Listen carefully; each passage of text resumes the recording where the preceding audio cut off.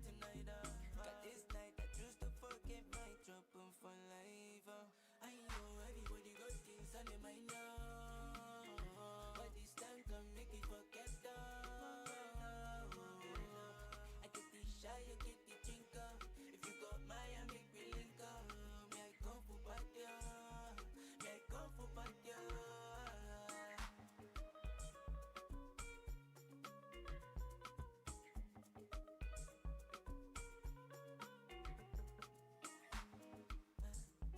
Sometimes it's just rainy days,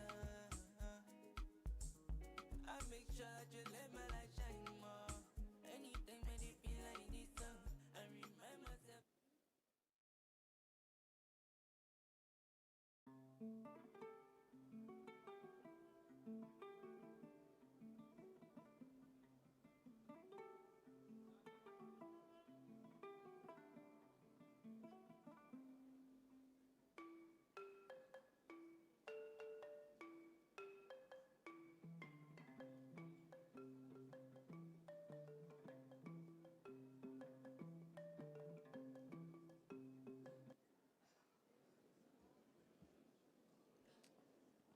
Mesdames, Messieurs, bonsoir.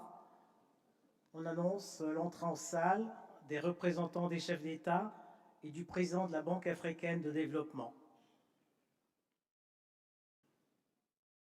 Sous vos applaudissements, s'il vous plaît.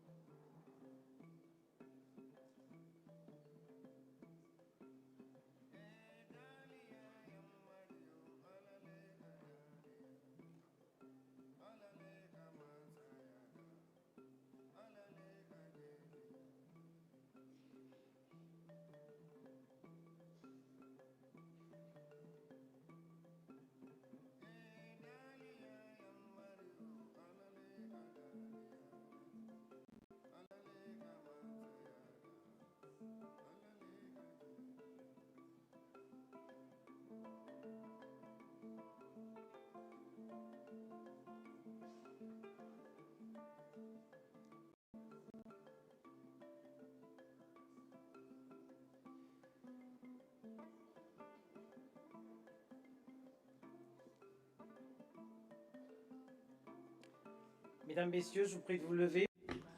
Ladies and gentlemen, please stand for the entrance of the President of the Republic of Congo and the President of the Republic of Gabon.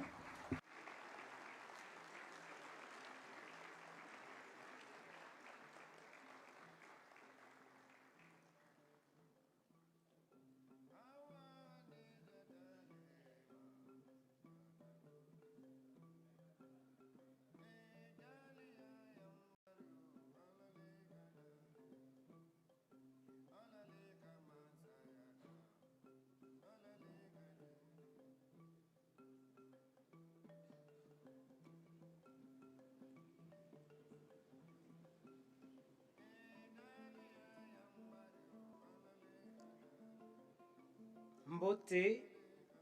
Mbote. Good afternoon, Salam. Bonjour. Welcome to Brazzaville. That will be the capital of Africa for this event. My name is Denis Epouté, and I have the great honor to be your master of ceremony. Excellencies, Mr. Denis Sassou Nguesso, President of the Republic of Congo, Your Excellency, Mr. Brice Clotaire Oligui Nguema, President of the Republic of Gabon, Excellencies, Mr. Juma Jiki Agoko, President of the Republic of Botswana, represented by His Excellency, the Vice President of the Republic of Botswana, Excellency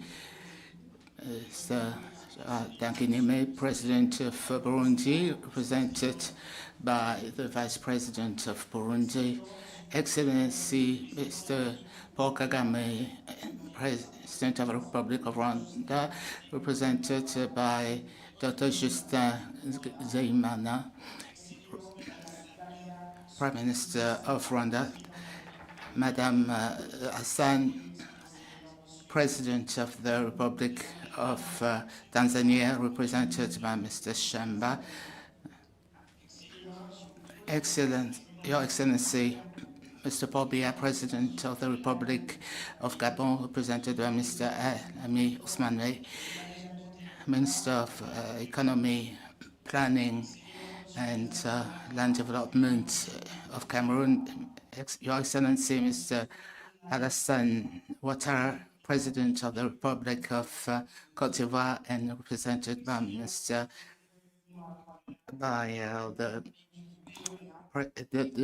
of Planning of Cote d'Ivoire, and Your Excellency, President of the Republic of Liberia, represented by the Minister, Mr. President of the Republic of Mauritania, represented by Mr. Hassan Sheikh Sidwa, Minister for Economic Affairs and Development of the Republic of Mauritania, Your Excellency, Mr. Akange Eshirima, represented by the President of Zambia, represented by the Minister of National Planning, the President, His Excellency, the Chairperson of the African Commission, represented, and Mr. Youssoufou, former President of the Republic of Niger, Mr. Old Sidita, President of the African Development Bank, ladies and gentlemen, members of diplomatic corps, distinguished guests, it's with great pride and sense of responsibility that we're here to commemorate the Africa Day on the around the Congo River. This is the anniversary of the establishment of the African Union in Addis Ababa.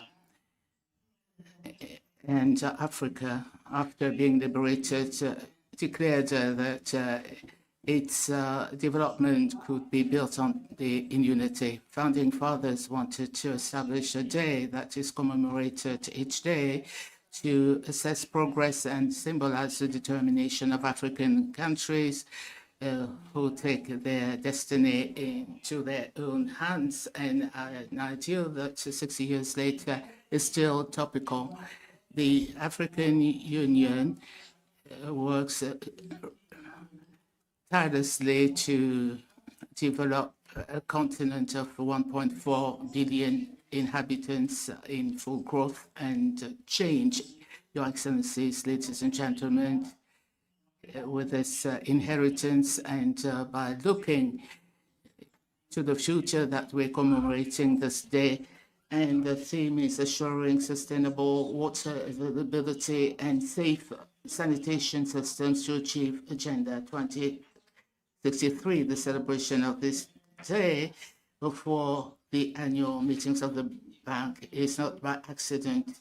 It emphasizes the strategic partnership between two institutions whose mission for development and prosperity for Africa are the same. Let this 25th of May 2026 be a call for us to be united, be in solidarity, and act in favor of Africa.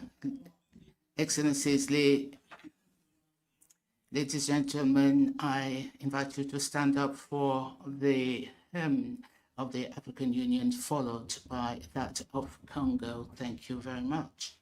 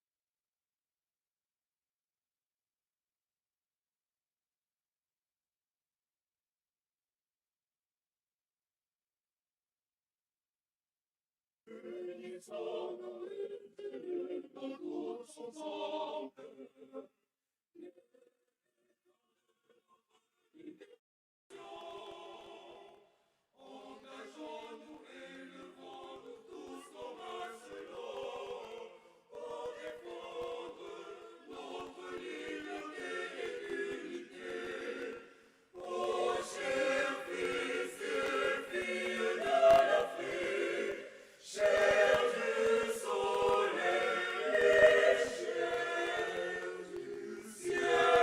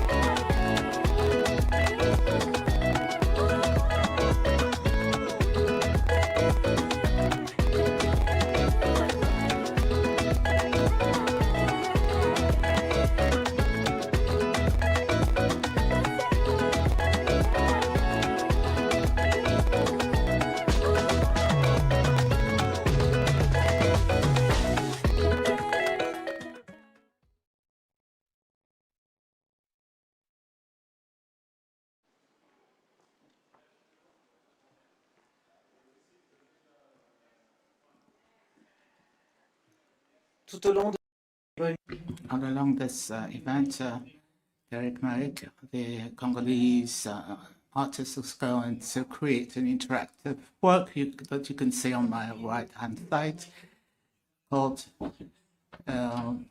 Words for Africa, based on your contributions on the line. And Derek Mack used coffee and charcoal to celebrate the inheritance of his ancestors. Now we give the floor to the chairperson of the African Union, represented by the Vice President of the African Union, Mrs. Salmi.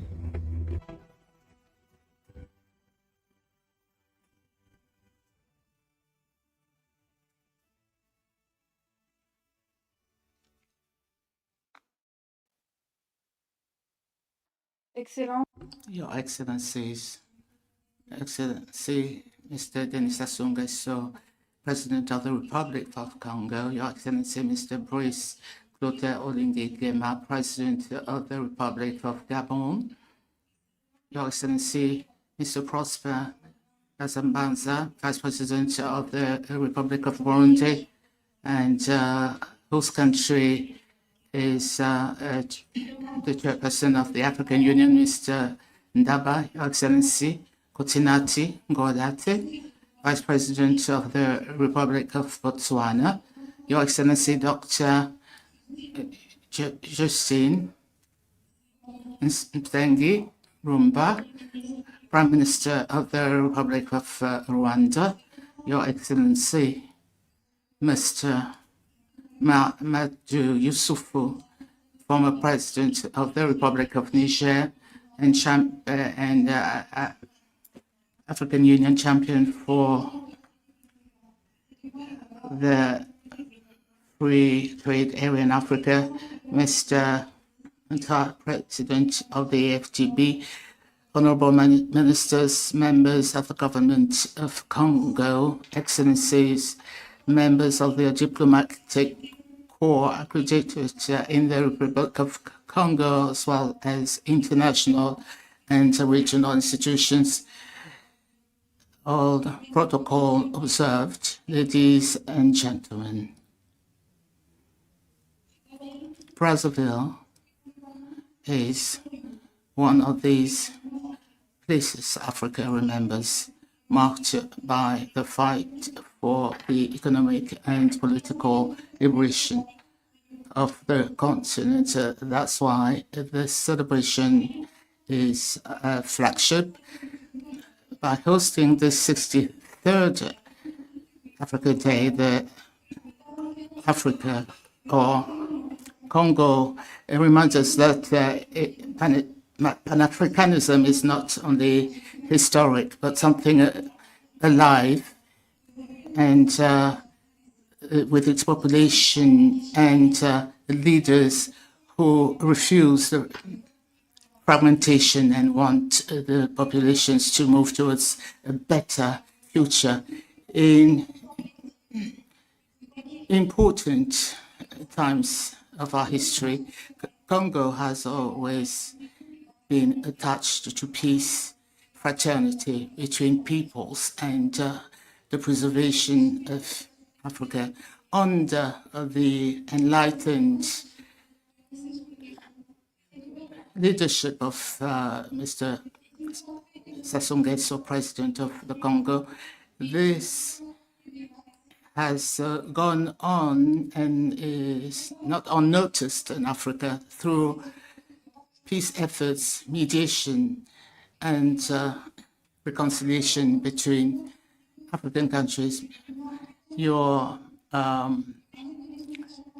play a vital role in the Commission on Libya, and given the deep changes our continent has experienced in past decades, your role, Mr. President, in our African Union has shown that it is important for you to be around for continuity. You have inherited a long tradition of Pan-Africanism, and you have continued to consult various countries, and in spite of all the difficulties, and thus your commitment plays an important role in the modern history of our continent. Your wisdom, your continued commitment continue today to enrich the collective action of Africa and also inspire the youth. And we do hope that this will be the case for many more years to come. And this, it is necessary to have continuity, and this can be found in the financing and development tools that our continent has developed over centuries. The celebration of the Africa Day at a time when the African Development Bank is holding its annual meetings in Brazzaville gave us the opportunity to congratulate this Pan-African institution. For decades, the African Development Bank has shown that an Africa that invests in itself will strengthen its economic sovereignty and its ability to control its own development. It is a collective action, and heads of state, African heads of state have put it at the core of African development. And our brother, Dr. Sidi Ota, President of the African Development, does the same thing, and I would like to congratulate him. With the support of Africa, he'll undoubtedly ensure that the bank reaches new heights. The theme of this year is about water and sanitation, and there's a convergence between political vision and action. Having access to water is not only a technical matter, but it's a matter of health, human dignity, public health, justice, and development. The African development brings much more than financial support, and that contributes to the sovereignty of Africa. And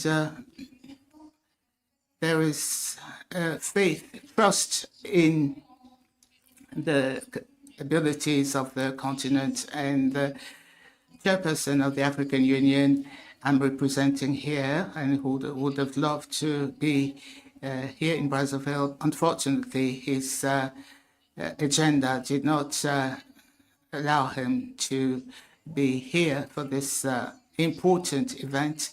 Has asked me to tell you how sorry he is not to be here, and he would like also to congratulate you on this day. But today, Africa is commemorating the 63rd anniversary of the African Union. This is an important date that has to do with our collective quest for dignity and development. 63 years of unity, integration, and development. This is a theme we're celebrating, and we are reaffirming that we're committed to Agenda 2023. And the the construction of Africa we want. And we're celebrating our common inheritance, and we want our continent to take more part in the management of the world.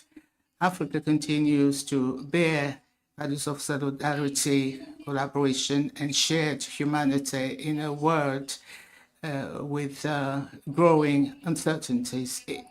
Last year, the Voice of Africa has continued to be heard louder on the international scene. Our presence in G20 is a historic opportunity. Thus, Africa can participate in global economy, as well as health, sustainable development, etc. The African Union continues reforms in order to build a stronger, more efficient organization and closer to the aspirations of African populations. The 2026 theme, assuring sustainable water availability and safe sanitation systems to achieve Agenda 2023 shows that all this is very important for the future of our continent. Africa remains united when calling for a fairer multilateral system with the reform of the Security Council in order to remedy this unfairness towards our continent. This momentum, this international momentum for a historic acknowledgement, and particularly Ghana has opened up a discussion on colonialism, etc. And this year is also a source of pride for our continent, with 9 teams will be participating in FIFA, this is a first. This shows the growing ambition and presence of African youth globally. We wish them full success so that they can represent Africa with flying colors, and why not bring back the World Cup to Africa.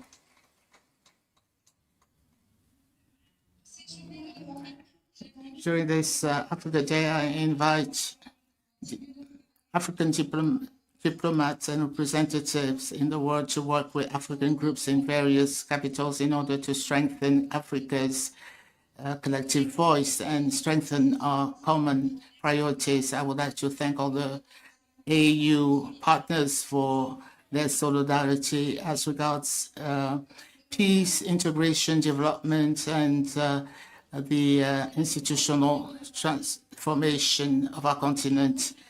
And we put our trust in the strength of Africa unity, promotion of Pan-Africanism, and the high potential of our countries. Thank you very much for your kind attention.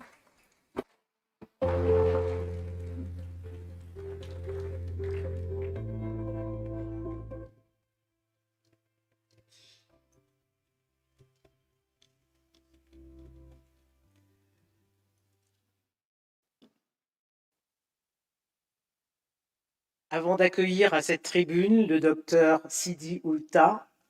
Before welcoming Dr. Sidi Oulta, President of the African Development Bank, I would like you to look at the issue of water and sanitation.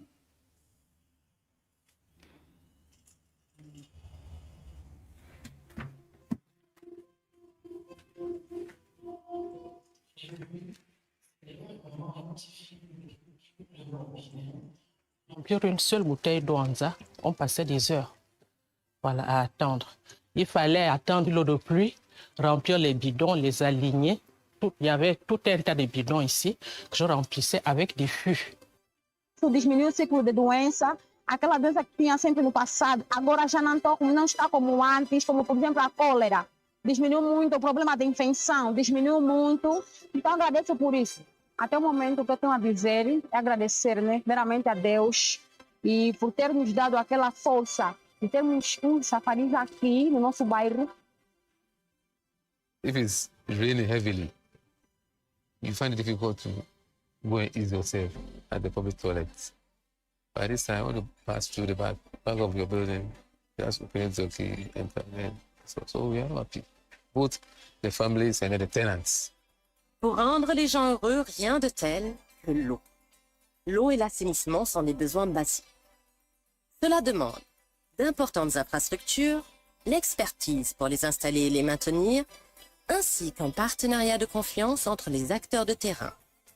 Il faut de l'eau de pluie, mais pas trop. We help our clients mainly to respond to 3 areas. That is water supply, renewable energy, and agriculture. Those are mostly our water sources. With the changing climate, we don't have enough surface water. Si l'accès à l'eau améliore la santé de tous, l'assainissement est aussi un puissant levier d'une transformation économique et sociale. Les maladies liées à l'eau reculent, allégeant les systèmes de santé et diminuant la perte de productivité. Libérées de la corvée d'eau quotidienne, les femmes peuvent s'éduquer et saisir de nouvelles opportunités. Des approches visionnaires peuvent révolutionner l'accès à l'eau en Afrique dans ces régions les plus reculées et arides, transformant l'air ambiant en une ressource vitale. We condense the water vapor in the atmosphere. It's converted into liquid water. Then we pass it through filtration system and demineralization system just to add minerals into that water. Apporter de l'eau aux grands centres urbains nécessite de lourds investissements, une excellente coopération régionale et de solides partenariats publics-privés. Tous ces mécanismes peuvent changer radicalement la vie de millions de personnes. Depuis la fin des années 70, la Banque africaine de développement a apporté sa contribution à son partenaire historique, l'Office national de l'électricité et de l'eau potable, dans ses efforts d'amélioration des systèmes de l'eau dans près d'une trentaine de villes marocaines, desservant ainsi 15 millions d'habitants à travers 15 projets structurants ayant mobilisé près de 1,2 milliard d'euros. L'urgence aujourd'hui, c'est d'être là où nous sommes attendus. L'urgence aujourd'hui, c'est d'être là où l'eau commence à manquer. L'eau est une ressource rare, il faut la préserver. Aujourd'hui, célébrons notre unité et consolidons notre détermination commune à construire une Afrique plus prospère. Ensemble, faisons la promesse que l'eau atteigne chaque Africain. Nous vous souhaitons à tous une bonne journée de l'Afrique.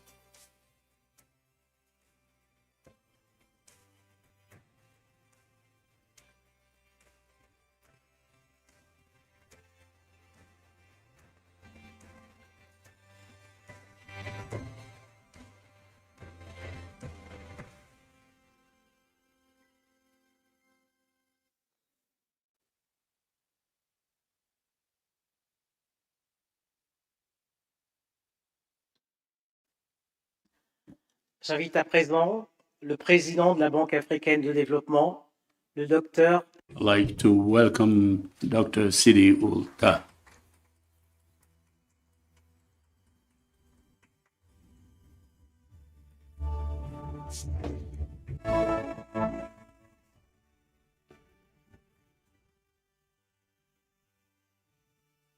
Excellence, Monsieur Denis. Your Excellency Denis Sassou Nguesso, President of the Republic of Congo. Your Excellency Mr. Brice Clotaire Oligui Nguema, President of the Republic of Gabon. Your Excellency Vice President and Head of First Minister and Prime Minister and representative of your government.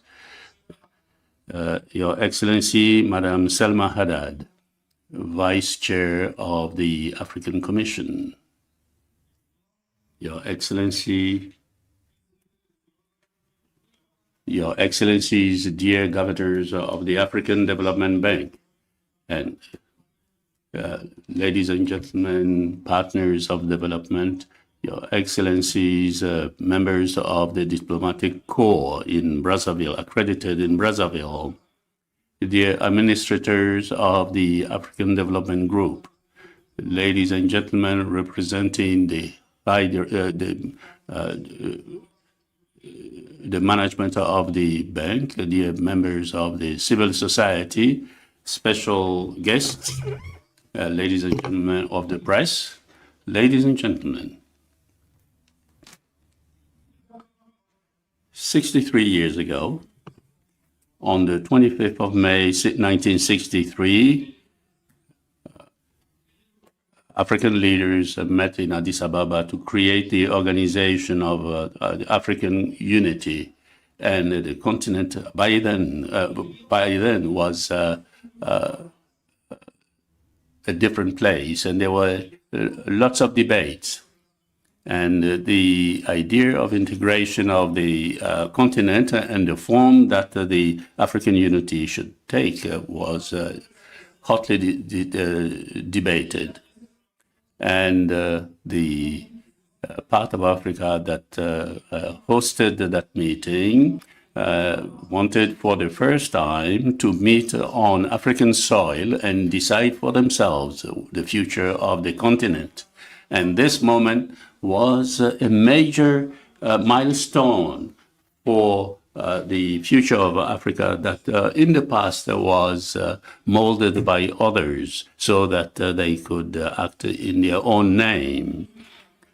A large number of countries in Africa had just obtained their independence, and the infrastructure was extremely limited. Very few children could complete their secondary studies. Our economies depended on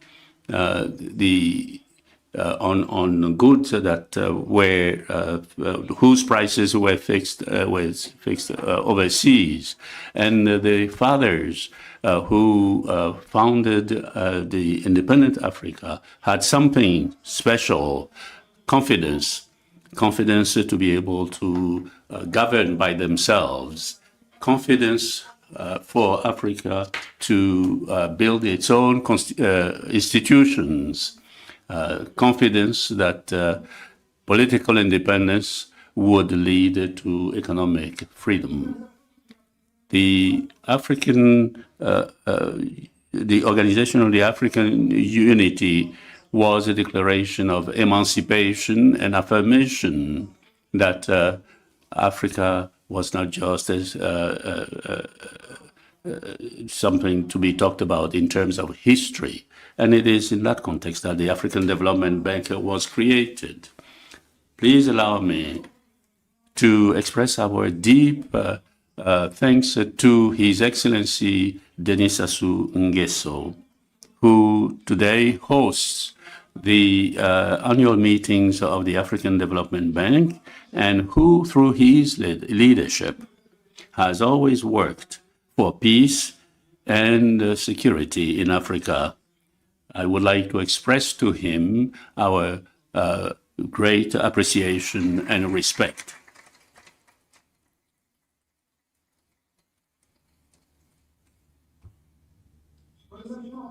We also thank his government, who did everything they could to create the ideal conditions for us to hold our annual meetings here.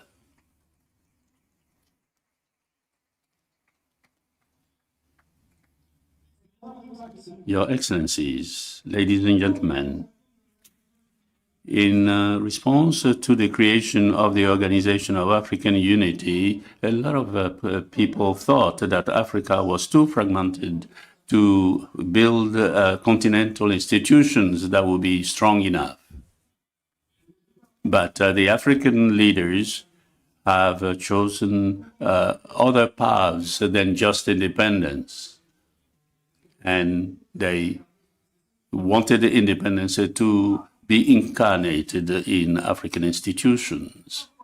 And 63 years later, celebrating the Africa Day here is a special occasion, an Africa dialogue of peace, of solidarity and resistance.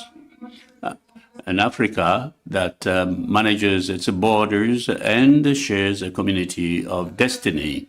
In this year, as we are working on our priorities, she's becoming even stronger and fashioning its own future. The Congo River is one of the largest waterways in Africa. The Niger, the Zambezi have also allowed for development. Water is in Africa, and it crosses our borders and developed our people before our state existed, and it reminds us that it is part of our future. However, in the 21st century, hundreds of our citizens do not have access to water. This contradiction should draw our attention, because water is not just a matter of technique, it's a matter of dignity, a question of public health, and the empowerment of women, of food security, a question of resilience, and a question of stability and peace.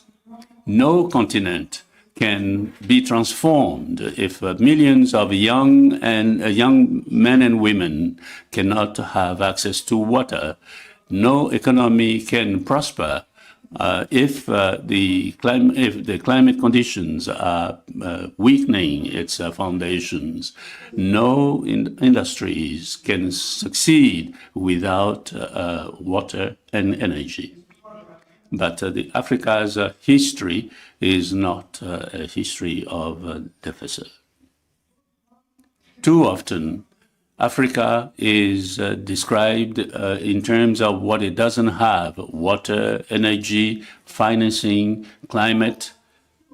But if we want only to focus on what Africa doesn't have, it means we are not paying attention to what it does have. It's true that Africa has been working since 1963 and has made progress in political freedom. Africa has new actions in the economy, greater integration. And that is the reason for Africa Day, an Africa Day that demonstrates our capacity in spite of the crisis in the world. Because Africa is the continent that has learned the value of solidarity the most. We have the conviction that no African country can succeed alone. And this conviction is anchored in a world that is fragmented and has a problem of identity. Africa has to defend a vision of bringing everyone together. The new African financing architecture will help in this quest of the continent. The generation of 1963 gave us political agency. Our responsibility now is to strengthen Africa's collective agency through deeper integration, stronger institutions, and renewed confidence in our ability to build our future together.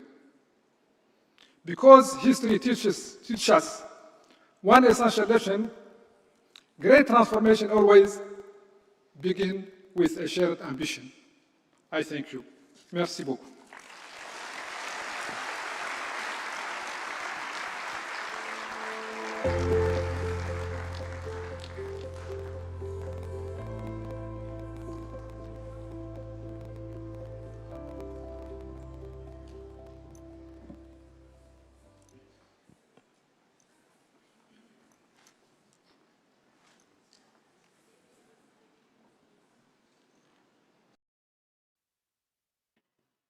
Nous allons découvrir une performance.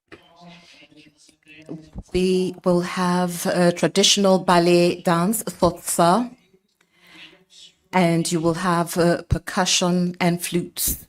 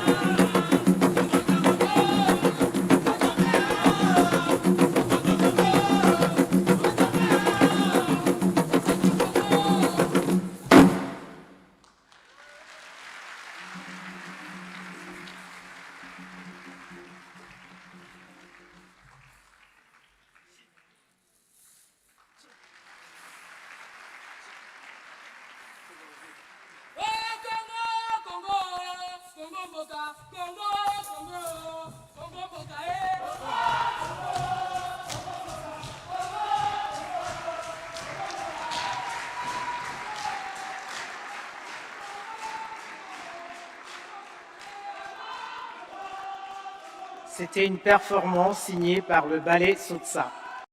A performance by Sotsa Ballet.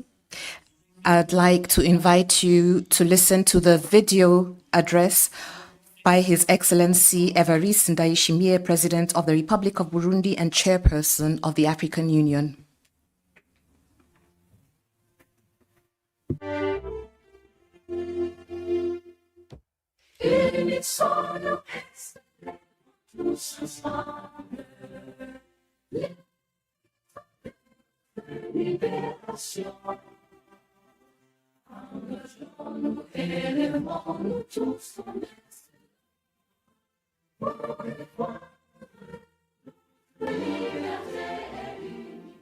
Excellences, Mesdames, Messieurs, Your Excellencies, Heads of State and Government, the Chairperson of the African Union Commission, the Deputy Chairperson of the African Union Commission, distinguished commissioners, heads of the African Union organs, African Union Commission staff, dear people of Africa and those of African descent, dear friends of the African continent. On the 25th of May 1963, the founding fathers of our continent chose unity over division, solidarity over retreat, and a shared future over narrow interests. Their vision gave rise to the Organization of African Unity, which has now become the African Union, a living symbol of our collective ambition. 63 years later, we can see how far we have come. Despite challenges, Africa continues to move forward. Our continent is gradually consolidating its position on the international scene with greater confidence and responsibility. Africa's accession to the G20 is a historic recognition of the continent's growing importance in global governance. It also reflects the legitimacy of Africa's aspirations for a more inclusive and international governance through a reform of the United Nations Security Council in particular, to correct historical injustices that have been meted on our continent and guaranteeing Africa a fair, permanent representation that reflects its demographic, political, and strategic importance. This progress is not an end in itself. It must enable us to give greater voice to the aspirations of our people, to defend our development priorities, and to demand a fairer and more representative world order. It must also strengthen our advocacy for a reform of the international financial system so that African economies can access fairer, accessible financing that is tailored to the realities of our development. Africa is not asking for charity. Africa is asking for equity, justice, and a legitimate position in the decision-making mechanisms that shape the future of the world. The figure 63 also resonates with our Agenda 2063, a strategic vision of a prosperous, integrated, and peaceful Africa driven by its own citizens. Agenda 2063 is not a simple roadmap. It is the living promise of an Africa that has chosen the image that it wishes to project to the children of tomorrow. But this celebration must also be a moment of collective conscience. While we commemorate our achievements, millions of Africans continue to suffer. They're victims of armed conflicts, terrorism, violent extremism, climate-related disasters, and humanitarian crises. In many parts of our continent, families are living in refugee camps or camps for internally displaced persons, and they're often deprived of their bare necessities. And among them are children who should be in school, children whose dreams should never be cut short by war, hunger, or being in exile. Today, we need to send them a message of hope, and above all, we need to take concrete actions. As I often say, an African child who is denied education today is a part of Africa's future that we are abandoning tomorrow. Even in refugee and IDP camps, education must remain a priority as humanitarian aid is. Yes, we need to feed the hungry, protect the vulnerable, and assist affected communities. However, we must also invest in our children's education wherever they are, because no nation can build a solid future on a generation that is deprived of knowledge. My thoughts also go out to member states that are facing difficult transitions, as well as those who daily face the threat of terrorism. No country should have to go through this alone. It undermines our institutions, it brings sadness to our people, and undermines the future of our continent. I call for greater African solidarity, because what is ravaging some of our nations today could tomorrow affect our shared space, our shared region. Terrorism makes no distinction between peoples, cultures, or borders. It strikes indiscriminately and demands a united, coherent, and sustainable response from all of us.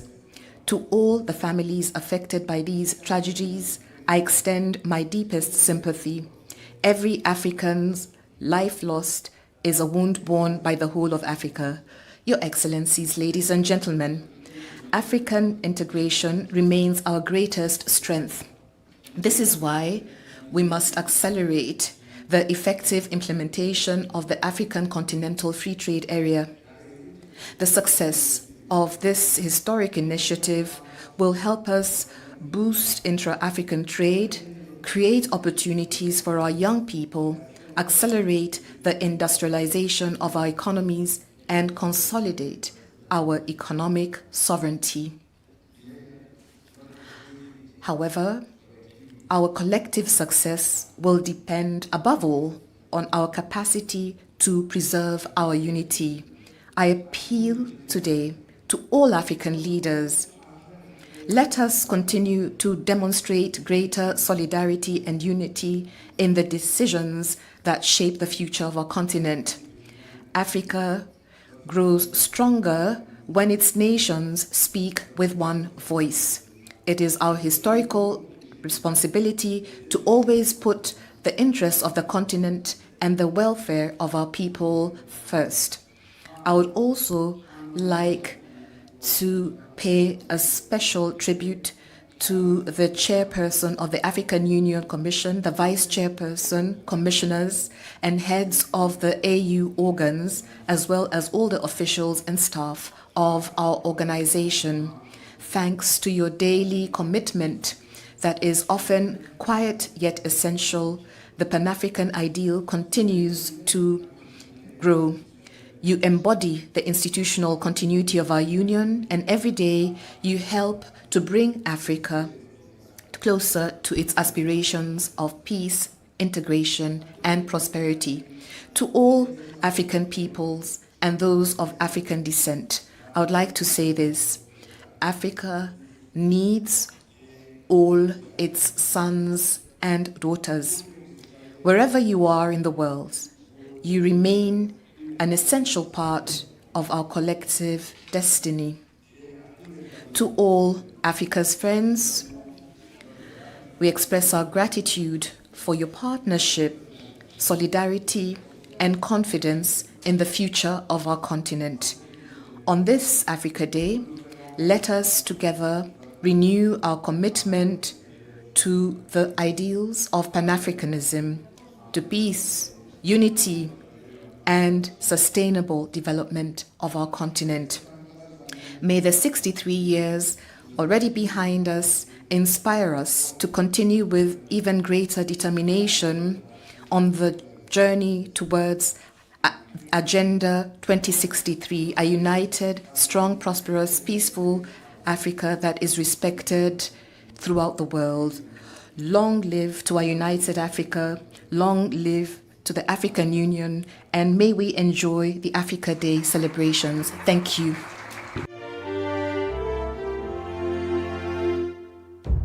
Unissons-nous et célébrons tous ensemble les victoires de notre libération.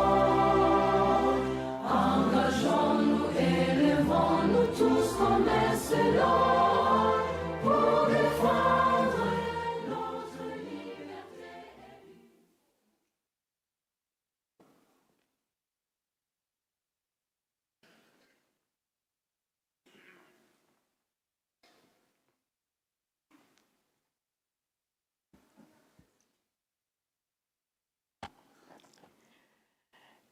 Nous savons gré au Congo d'avoir donné au continent We are grateful to Congo for having contributed authors of great talent to the literary world. I would like to invite Ms. Mariuska, accompanied by the brilliant Maître Mulek.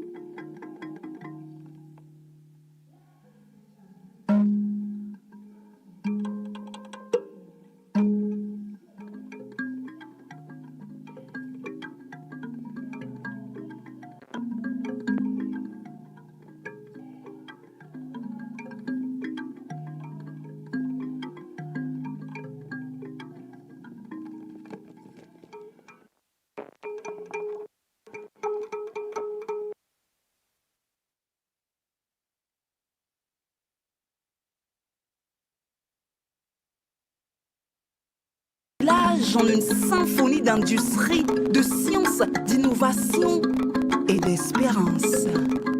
Mobiliser les ressources à grande échelle, c'est convoquer la solidarité des peuples, comme on rassemble les rivières pour donner naissance à un fleuve invisible.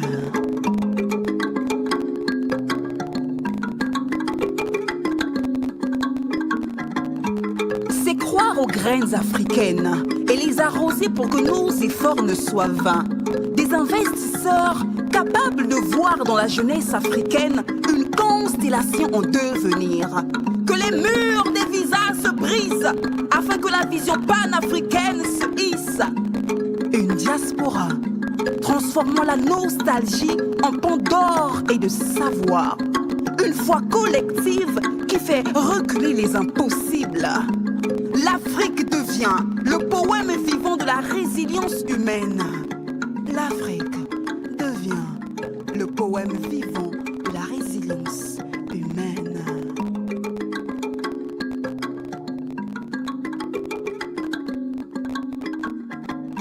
Elle possède des terres qui nourrissent des saisons, des minerais qui alimentent les technologies du futur, des océans qui portent des chemins d'avenir et surtout une jeunesse immense. Oh, ce soleil encore pleine ascension du sommet du Kilimandjaro. Je veux apercevoir la célébration du génie africain sur le fleuve Congo, du haut des pyramides d'Égypte et du Soudan, voir fleurir les entreprises africaines. Sur la berge de la baie de Luango, je sens la vanille malgache peupler le monde. Ici, au Congo, chacun avec sa houe, chacun dans son champ de compétences, plantons les racines de l'Afrique que nous voulons.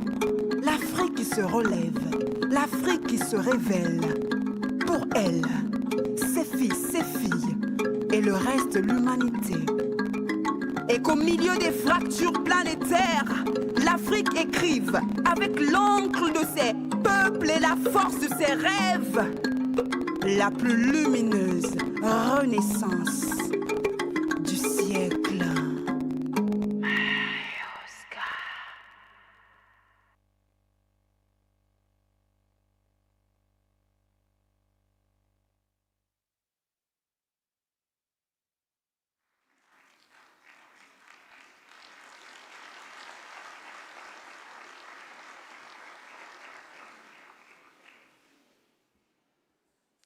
Excellences, Mesdames, Messieurs, Excellencies, ladies and gentlemen, we now wish to invite His Excellency Denis Sassou Nguesso, President of the Republic of Congo. A round of applause, please.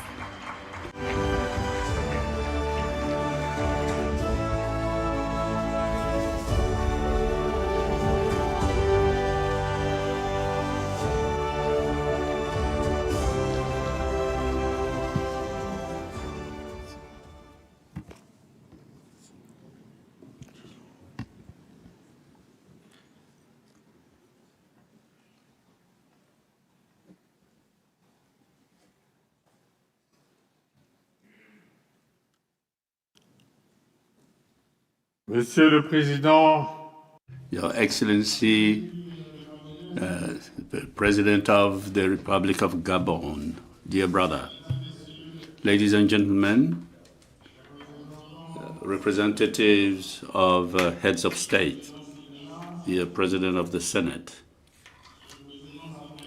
dear President of the Parliament, dear Prime Minister, head of the government, Mrs. Vice President of the African Union Commission,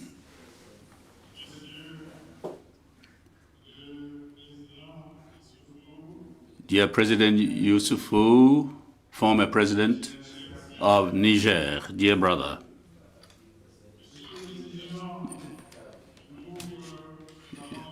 dear President of the African Development Group, dear governors of the African Development Bank, distinguished guests, ladies and gentlemen, I would like to thank you very sincerely to the government who, in spite of their busy schedule, have managed to be here for this ceremony dedicated to the celebration of Africa Day on this 25th of May 2026. And I would like to express my gratitude to the delegations and the personalities here present. I wish everyone a fraternal welcome and good stay in the Republic of Congo. It is with honor and reverence that I take the floor this day on the occasion of the celebration of Africa Day, this 25th of May 2026. This date that is full of history, marking the 63rd anniversary of the creation of the Organization of African Unity, which has become the African Union on the 9th of July in Durban, in South Africa. This major event coincided with the start this morning here in Brazzaville of the 61st annual meetings of the African Development Bank, coupled with the 52nd Assembly of the African Development Fund. We are celebrating today the ideas of unity and solidarity, sovereignty and integrity, social justice and development that the African Union celebrated, which come together with the values of excellence, of team building, of professionalism and transparency incarnated by the African Development Bank. The Africa Day, which is celebrated on the 25th of May of every year, celebrates the end of the fights that were carried out by the fathers of African independence, who, at the cost of their own blood and their lives, the gift of their own for Africa, which is engraved on the marble of the African history. So we can say with pride and acknowledgement that this is their day today. The celebration of Africa Day, sublime, the immortality of their sacrifice and their lives. Great men never die. At the peak of glory, they will always remain eternal. In saying this with great emotion, I think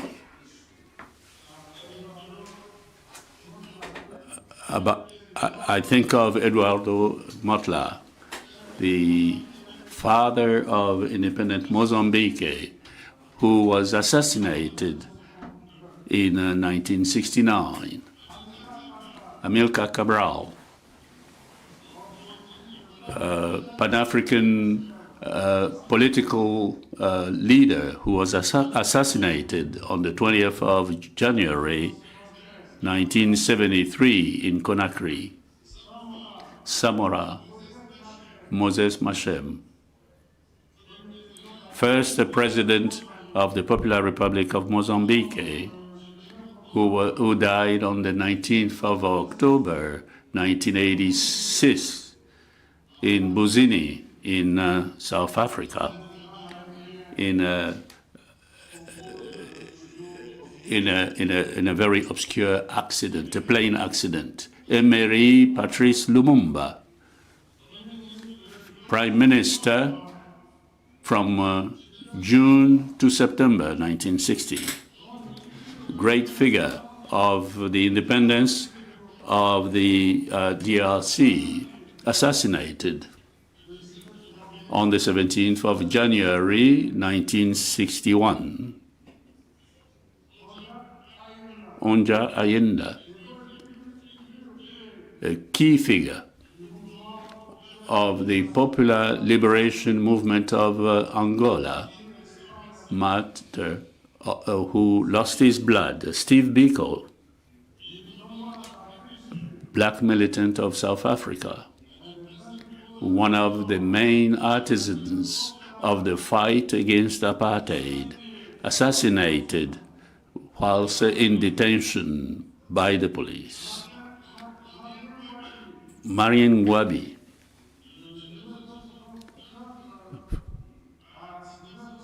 from 1969 to 1977, president of the Popular Republic of Congo, my country, who was assassinated in 1977 by his supporter for his liberation fight. He impressed indelible trace on the way to liberty, justice, and prosperity. Thanks to the commitment, the remarkable commitment of her sons, Africa, even though she was mistreated by slavery over many years, and colonization has been able to wake up finally and faced with courage to the rest of the world and other challenges. And for this, I would like to say, give an homage to all these freedom fighters of Africa. Kenneth Kaunda from Zambia,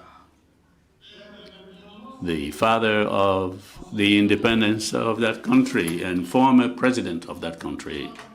Kwame Nkrumah, first president of Ghana, Pan-Africanist, who wanted the total independence for the continent and the creation of the United Nations of Africa. Ahmed Sékou Touré, one of the leaders of the RDA party, who rejected with a huge no the Franco-African community that was proposed by General Charles de Gaulle during the referendum of 1958.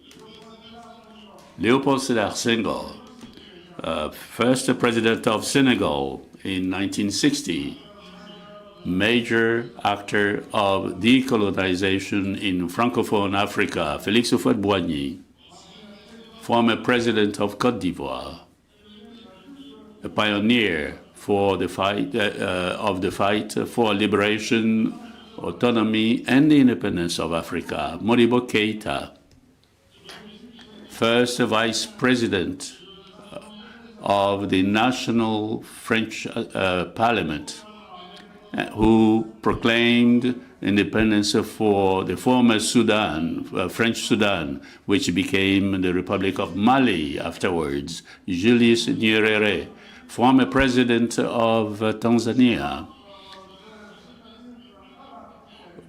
who was propagating an African socialism and wanted African national union.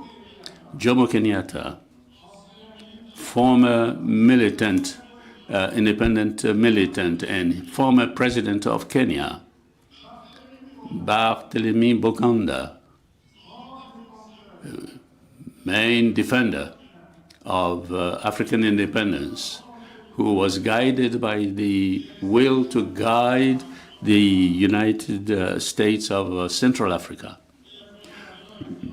leader and first president of the Central African Republic from 1958 to 1959, who died on the 29th of March, 1959, in a plane crash, which has always remained enigmatic.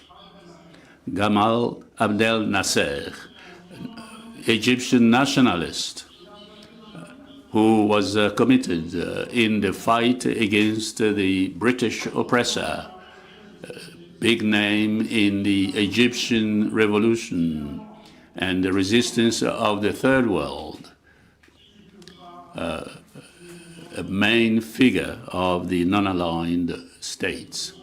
The king, Mohammed V of Morocco, who was opposed to the domination of the the Moroccan independent movement, Istiqlal, the father of modern Morocco, and the support of liberation fights in Africa, Ahmed Ben Bella, fighter for independence in Algeria, leader of the FLN and former president of Algeria, the Democratic and Popular Republic of Algeria, the former president of Angola, and president of the Popular Movement for the Liberation of Angola, Nelson Mandela, former leader of the ANC, former president of the South African Republic, after 27 years of imprisonment for his commitment against the apartheid regime put in place by the white minority in his country. Kamuzu Banda, first president of Malawi, initiator of a referendum on a multi-party system and a defender of women's rights. Obviously, we can only cite those, and we cannot be exhaustive. And please allow me to recall the sons of Africa who fell on the way to liberating Africa. Let's say that the fight for the freedom of Africa that was defended by courageous women holding the message of liberty, justice, fraternity, and prosperity throughout the world. Just like Chimpavita, who came from the Congo Kingdom and was committed in the fight against colonization. Winnie Mandela, who fought against apartheid. Miriam Makeba, artist, South African artist, whose music was calling for beyond the oceans, the liberation of African peoples. There is no great effect without a great cause, or extraordinary deeds without exceptional people. And this can only create giants who fight in situations that are at the measure of their sacrifice for the continent, sacrificed for Africa.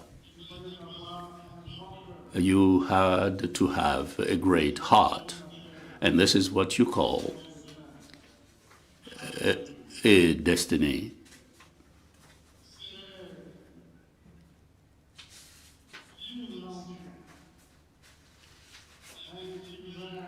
It is Lin L'Ancien, a writer, a Roman naturalist of the 1st century, who was wondering what new things come from Africa, simply because at the time it was said that in Africa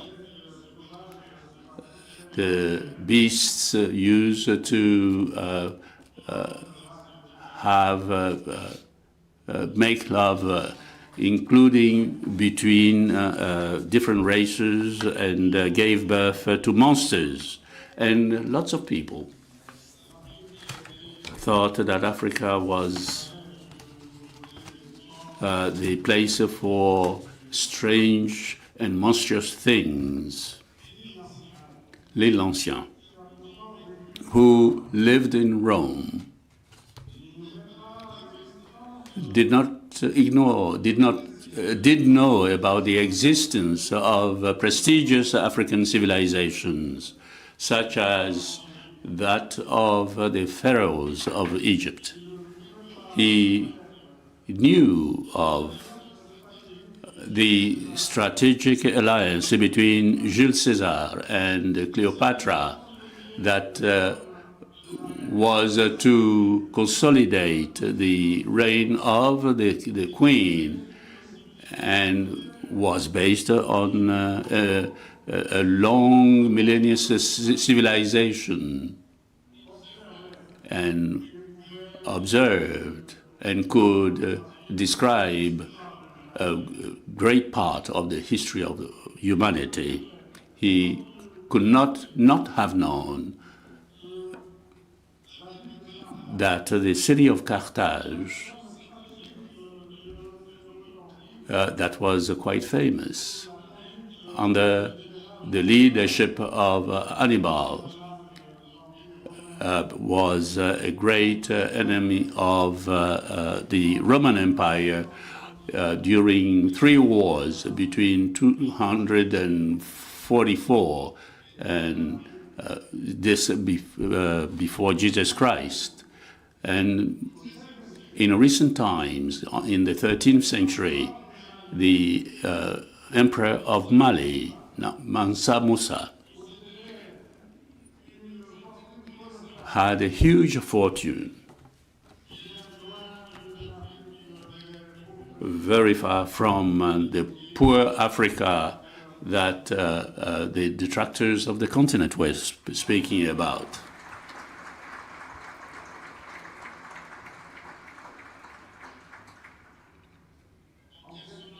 When looking at the history, science finally acknowledged and provided answers to challenge the view of the negationists. The discovery of fossils of Homo sapiens in Morocco, the localization of Kuma in Chad, an ancestor, the oldest ancestor of the human beings on this planet, and the discovery of the oldest skeletons in the Rift Valley and the rivers of Kenya are proof of the primacy of the African, and the help sensitize the rest of the world about the origins of the human race, because the human beings have their roots in the African continent, as many archaeologists, famous archaeologists, acknowledge. And they say with pride that Africa is the home of humanity.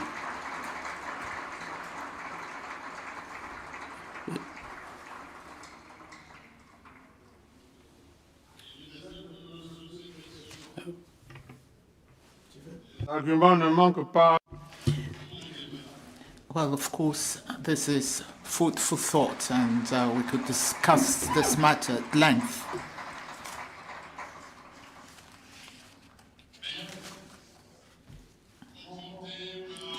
However, comforted by relevant scientific knowledge, the global acknowledgement of these developments show that Africa was a pioneer as far as handling development issues are concerned. A famous painter saw that Africa looked like a key, and this is what is used to open doors. Now, if we apply this image to the development of global economy, our continent will appear as the furnace of the well-being and prosperity of peoples. Therefore,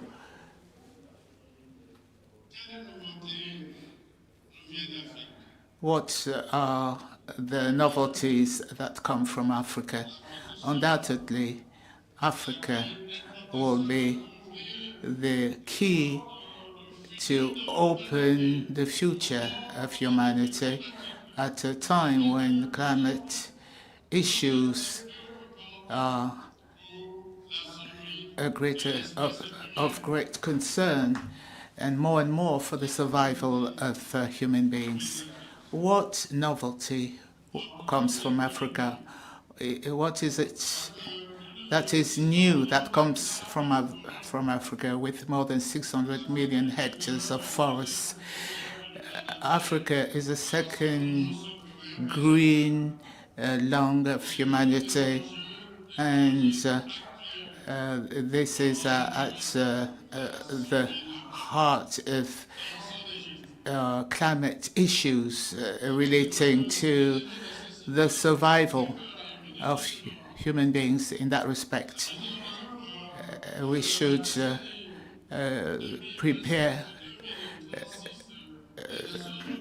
the 2026 UN decade for reforestation adopted by the UN General Assembly at the initiative of my country, the Republic of Congo.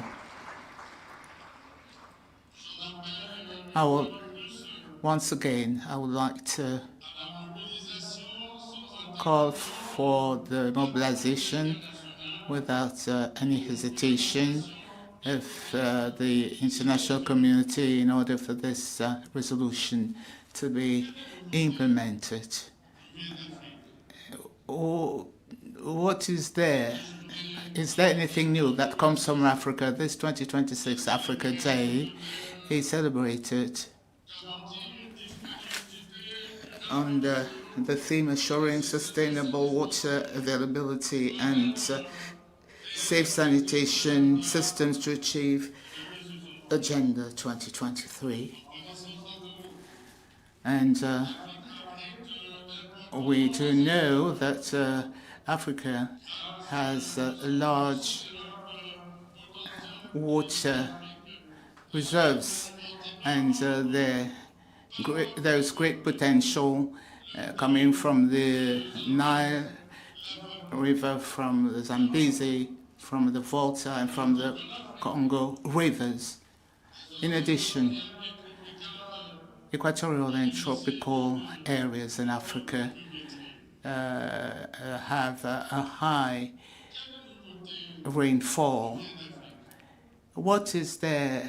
Is there anything new coming from Africa? Africa, by 2025, will have 2,500,000,000 inhabitants, mainly youth, who can actually manage the resources that are untapped in the areas of hydrocarbons, energy, etc. Is there anything new coming from Africa? We must persevere. We must not relent in order to give a content to the continental free trade area that has displays economic Pan-Africanism and for the development of intra-African trade and an integrated market of goods and services in Africa, and ensure greater movement of people and goods. Today, the world is changing, and Africa cannot develop without roads, railroads, airports, ports, and without energy. And as in respect of energy, nearly 600 million Africans do not have access to electricity, and this accounts for about 50% of African continent. To fill this gap, the World Bank and the African Development Bank Group have embarked into a mission aimed at enabling 300 million people to have access to electricity by 2030.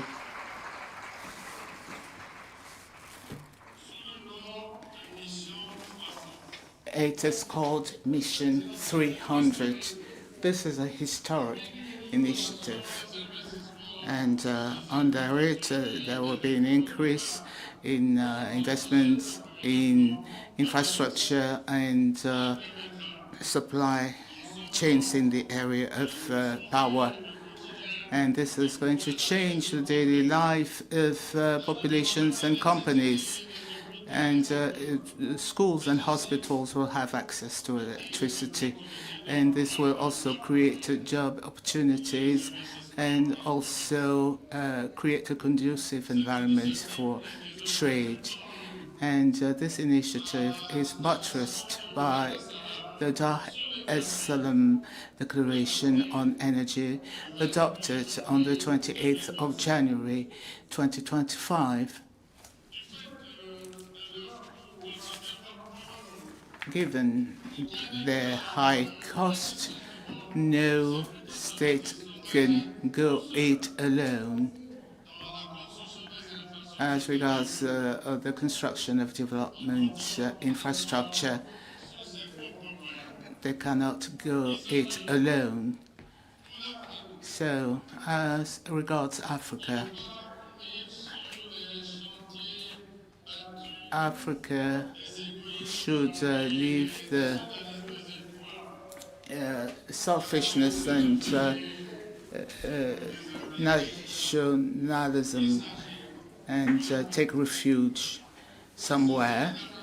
Africa should display solidarity and should speak with one single voice and consolidate balances through sub-regional groupings and regional economic development groupings.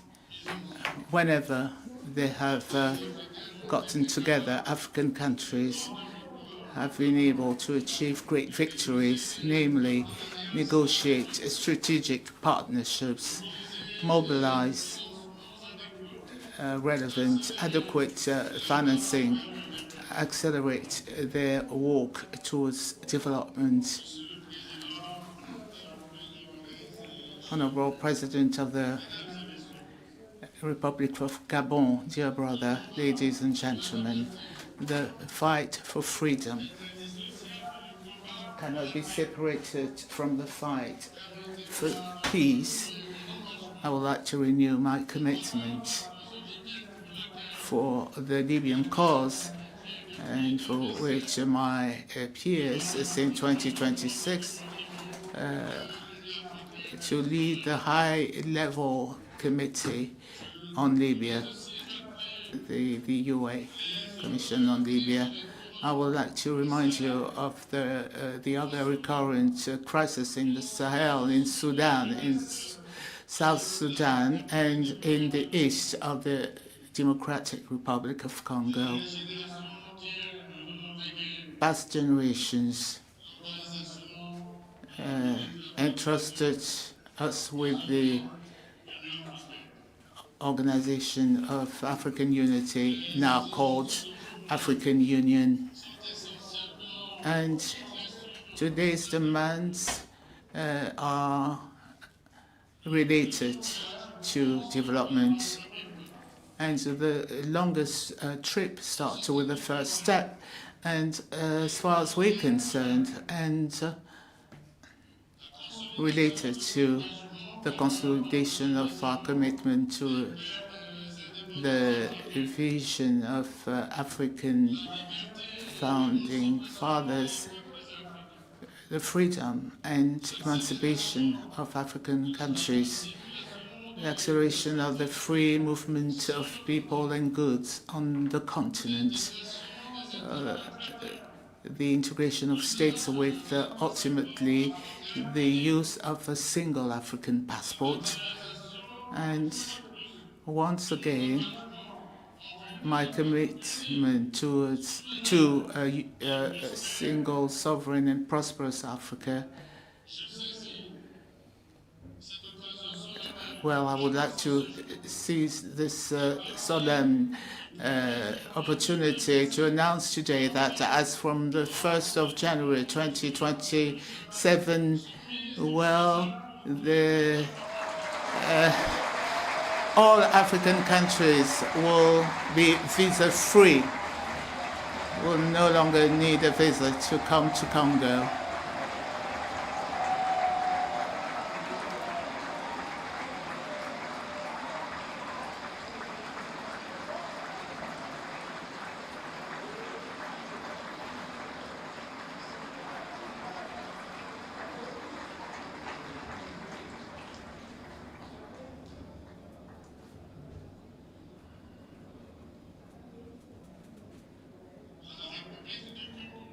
The Republic of Congo, in the acceleration of its walk towards development, will continue to bring its contribution to the construction of an Africa that is committed and determined as regards unity, prosperity. Long live Africa, long live the African Union. And I wish you all a wonderful celebration. Thank you. Monsieur le Président, Your Excellency. Your Excellency, Mr. President, please stay here. You'll be joined by the President of the African Development Bank, Mr. Sidi Ota, and the artist, Sirin Deng. In the Congolese cultural life, painting plays a great role, and the Potopoto School is well known, and this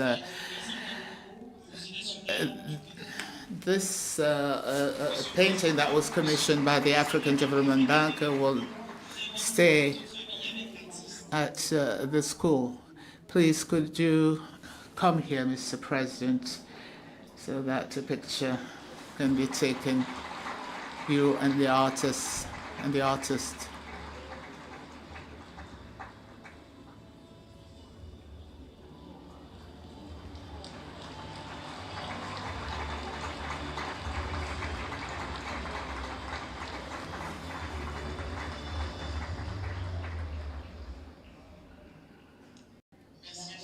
Thank you very much indeed.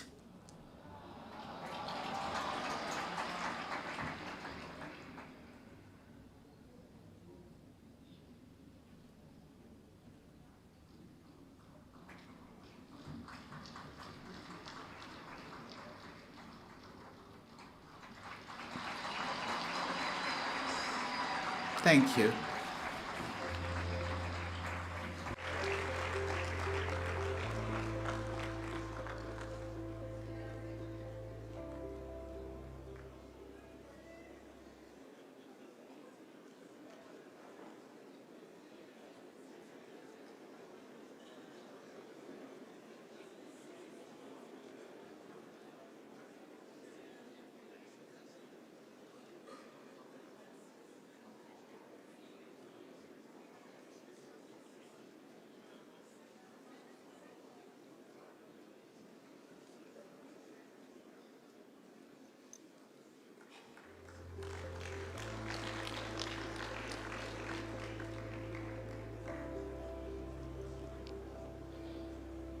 Au pays des sapeurs, ce sera un In the sappers country, it will be remiss of me not to end this event with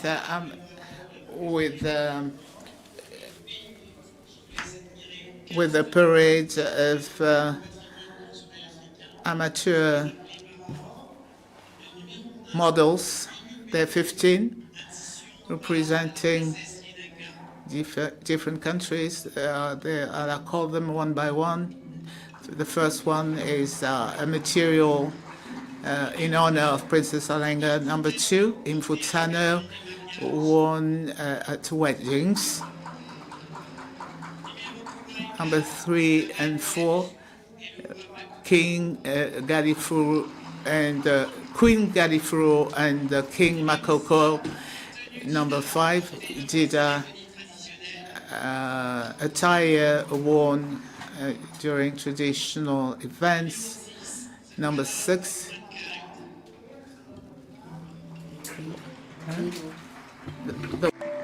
Numéro 7, Ashoke. The cradle of all humankind, and Ashoke for rural events.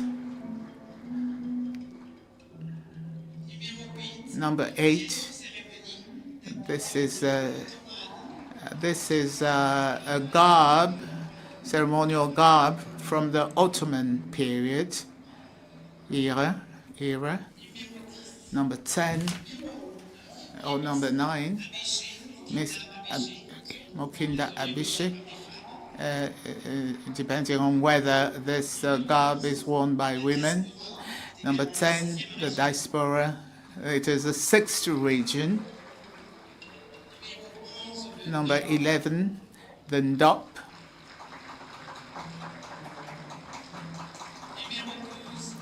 Number 12, the Bubukenza. Number 13, Fugu.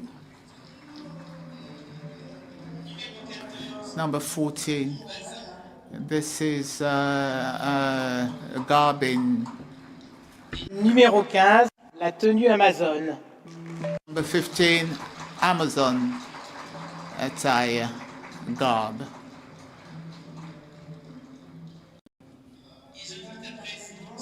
I would like to invite Dr. Salma Hamadi to come here and give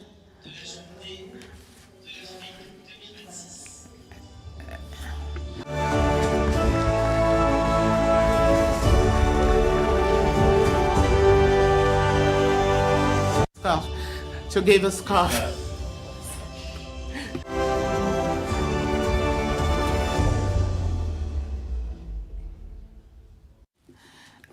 She's going to give a sash to all the models.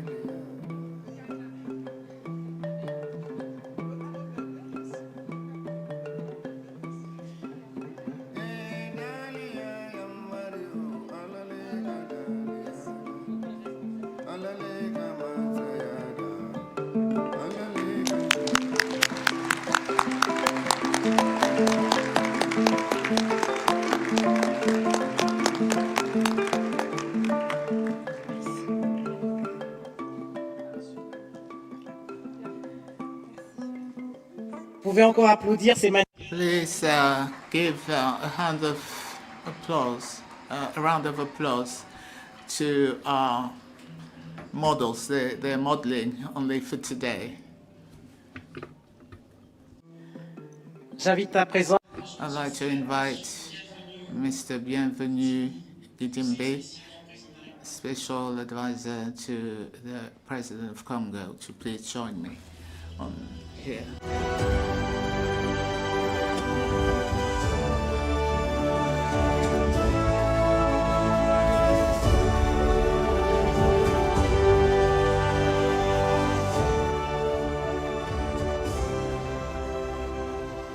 Grand merci à A big thanks to my sister, Denise Epote. A small correction. I'm the advisor and the official master of ceremonies. Your Excellencies, ladies and gentlemen, as we conclude this celebration on behalf of His Excellency President Denis Sassou Nguesso, we are pleased to invite you to the inauguration of the new National Museum of Congo. As you leave Kintele, the protocol team will guide you, our distinguished guests, to the place, to Pilar in Karangai. And Mr. Jean-Claude Gakoso, the Minister of Culture, Heritage, Industry, and Tourism, will take the floor and present this place to us. I'd like to invite him to the platform to talk to us more about the museum.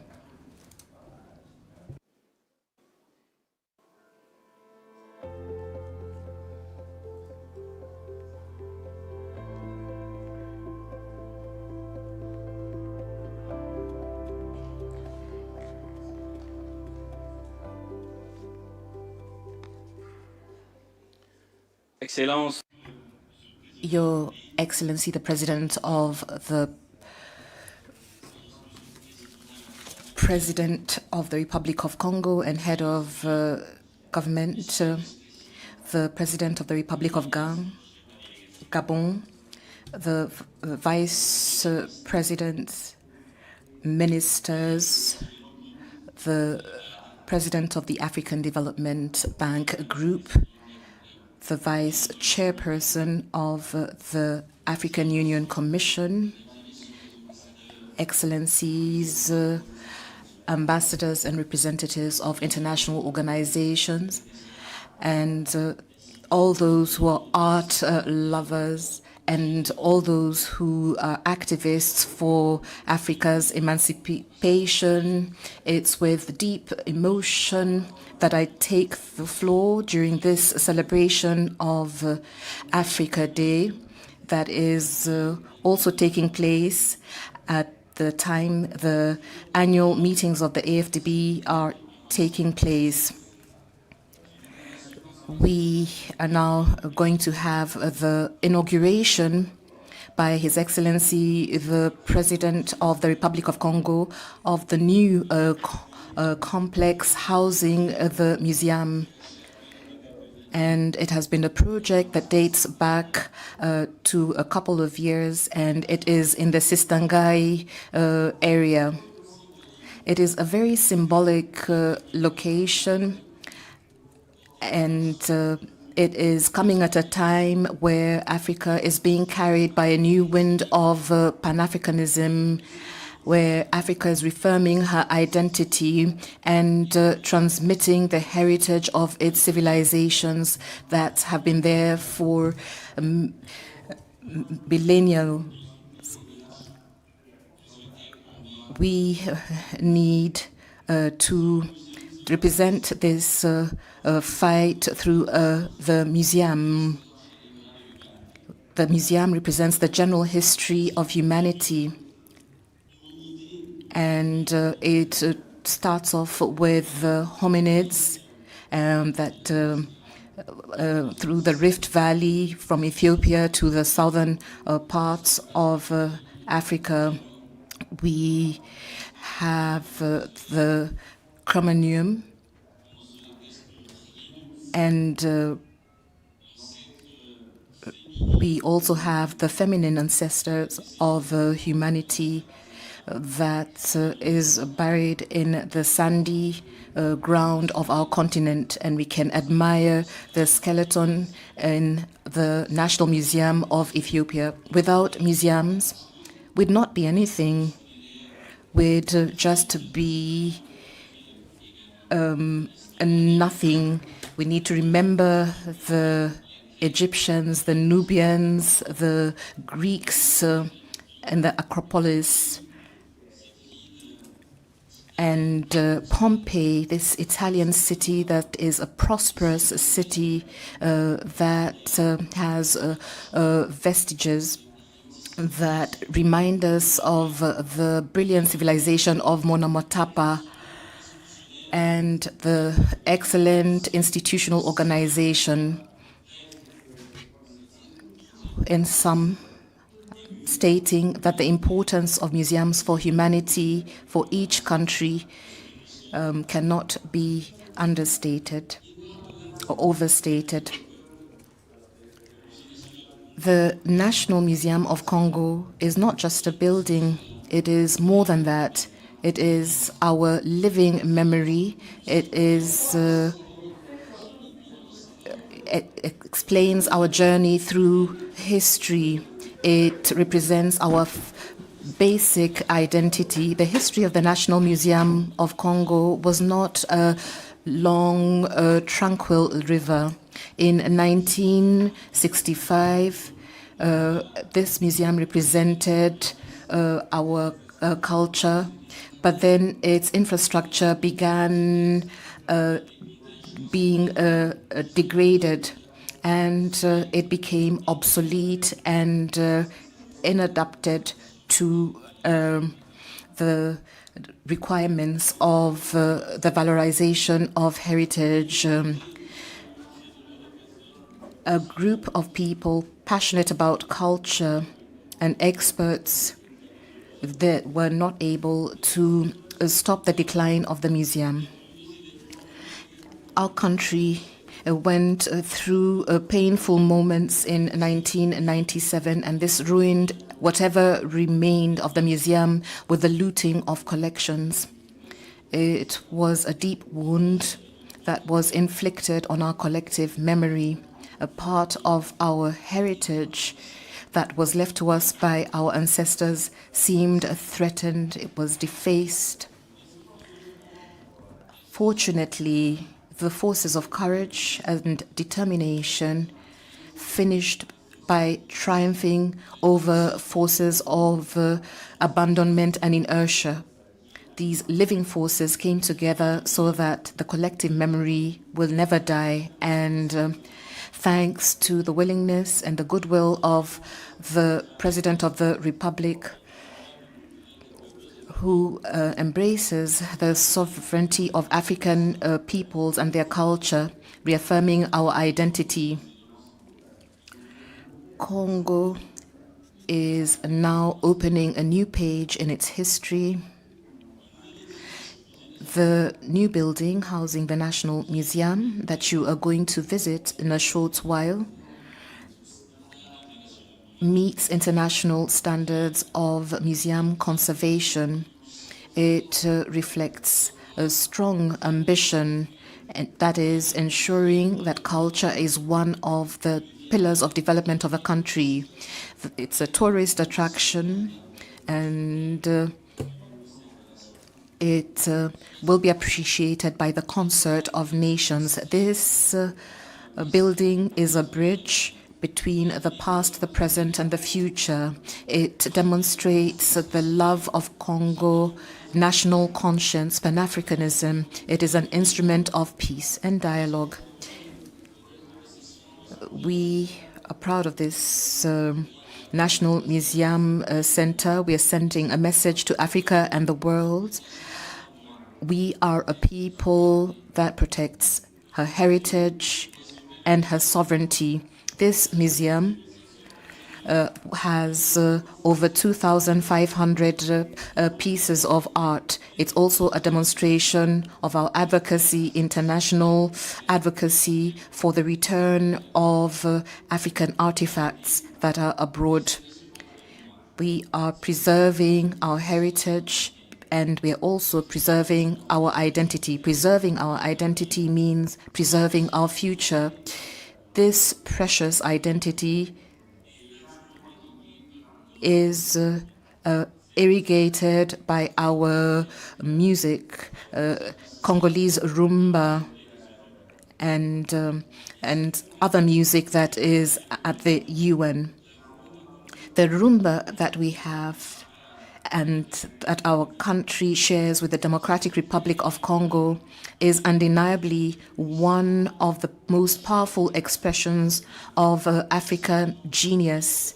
It is the identity of the two borders, the two banks of River Congo, from Jean Sagesu, Alimo Manape, Antoine Ondanda, Aidang Oganga, and Grand Calais to Pepe Calais, from Luambo Makiadi to Nico Kassanda, from Table Rochot to Sam Mangwana, to Dasalians to Pepe Ndomba, from Papa Noël to Papa Wemba, from Giré Gérard to Dizzy Manyankou, from Constance Mutwali to Ange Lino, from Sotivango to Fongle Bukaka, to Mbiliabel to Mbembeshero, from Kofi Olomide to Kester Benea, to Roga Roga, from Verigola.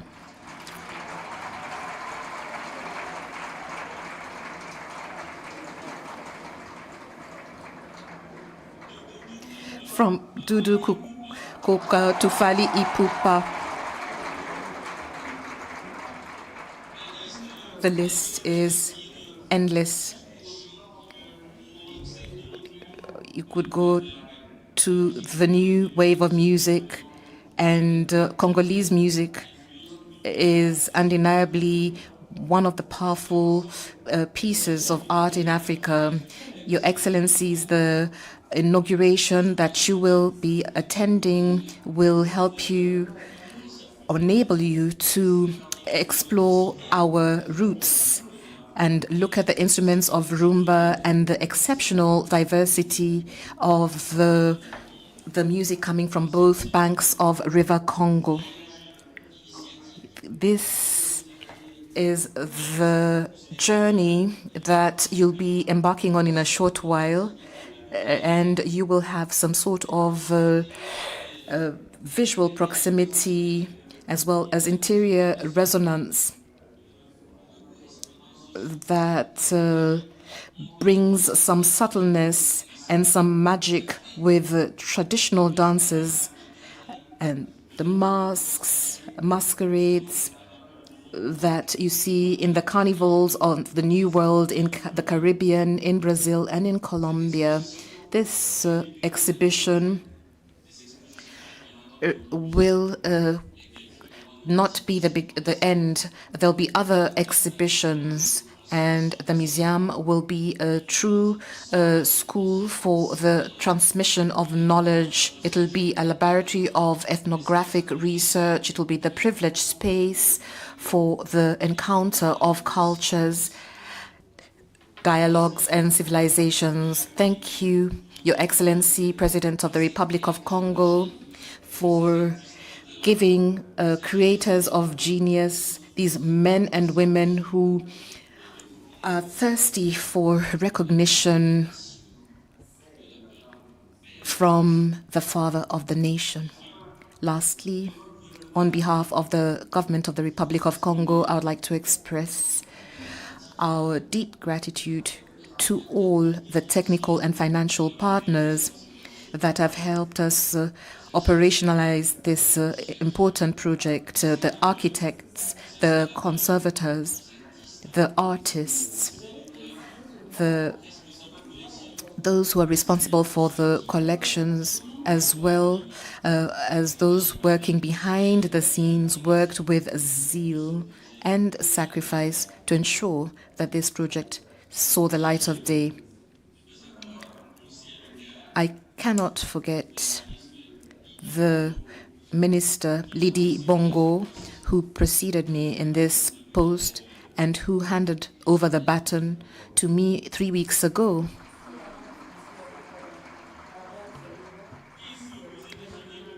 May the National Museum of Congo become once again what it has never stopped being. May it continue being at the heart of Africa, the unextinguishable memory of truth and art. Thank you.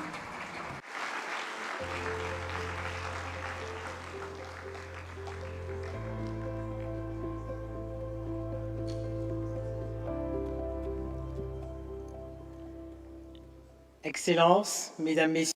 Your Excellencies, ladies and gentlemen, we're coming to the end of the Africa Day celebrations for 2026. I was pleased to be with you.